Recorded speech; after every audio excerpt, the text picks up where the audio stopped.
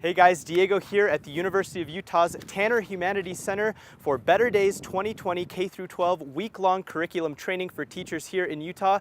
They're educating teachers all about the long history of Utah's women's rights and suffrage movements. Let's head inside to speak to Naomi Watkins to find out more. So I'm Naomi Watkins. I'm the Director of Education for Better Days 2020, which is a nonprofit dedicated to popularizing Utah women's history. And this week we've unveiled our curriculum about Utah women's history, starting with the suffrage movement. So most people, Utahns and nationwide, have no idea that Utah was at the forefront of the suffrage movement. And in Utah, we had the first woman to cast a ballot in the United States. So Wyoming has the distinction of being the first state to grant legislation for women to vote in December of 1869.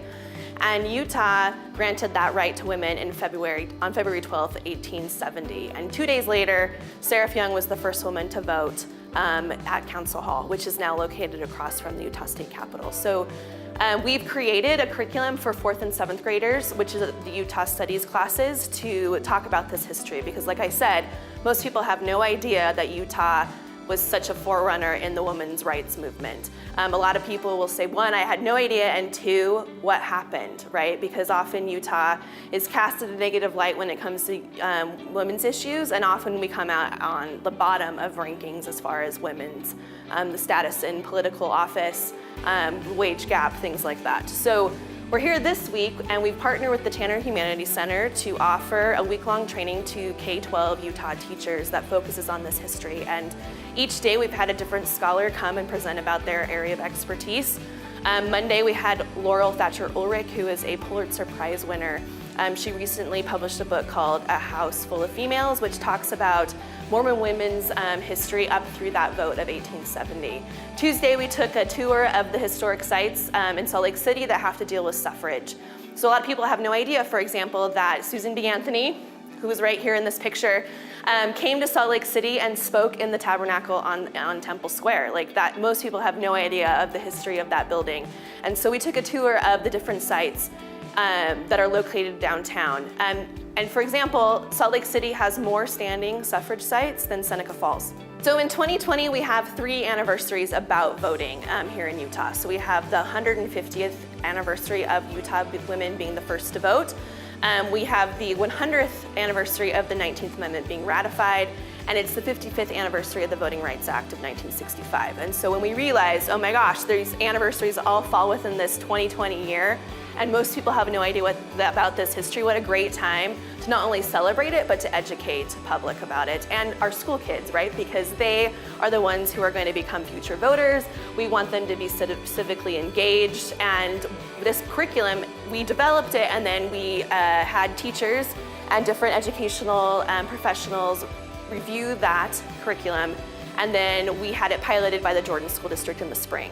So we've seen it in action, and kids are excited about it. They are asking really good questions about, like, why would groups want to eliminate or prevent voting rights for certain other groups, and how can I become more involved in my community? How can I make a difference? Which I think ultimately is what we want public education to do for kids. So we have 30 teachers, like I said, K through 12, and they're not all Utah Studies teachers. We have English teachers, music teachers, French teachers, all talking about how they can utilize this information in their classes, which I think is really awesome for them to be able to come together as professionals and to be able to learn from each other as well as these scholars. So our hopes for the curriculum, we've just started with 4th and 7th grade. I mean, Utah women's history is expansive, it's diverse, there's an abundance of it that has yet to be told, and suffrage is just a little blip of that history, right? So often in curriculum and in standards, suffrage is like the only piece of women's history that's mentioned, but there's so much more to that. Women are half the population. And so we are moving after this to 5th and 11th grade, looking at the US American history classes and how Utah fits into that national narrative. Because again, like I said, most people have no idea that one, the suffrage movement went from west to east, and that Utah was so pivotal in that movement. So we've also partnered with Gibbs Smith, the textbook publisher, and they've created a whole spread that is about suffrage that pulls teachers and students to the Better Days curriculum.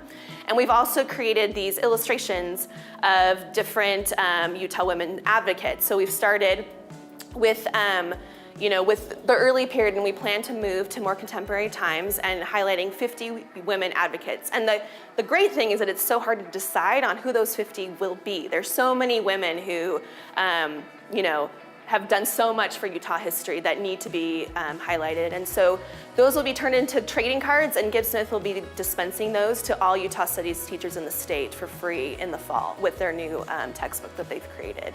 So we have great plans for the curriculum. This is just the beginning, I hope, of really highlighting Utah women's history. That's it for us here at the University of Utah's Tanner Humanities Center. Huge thanks to Better Days 2020 for their great history lesson on Utah's long history with women's rights and suffrage. For more information, head to their website, betterdays2020.com. That's it for us here. Back to you in studio.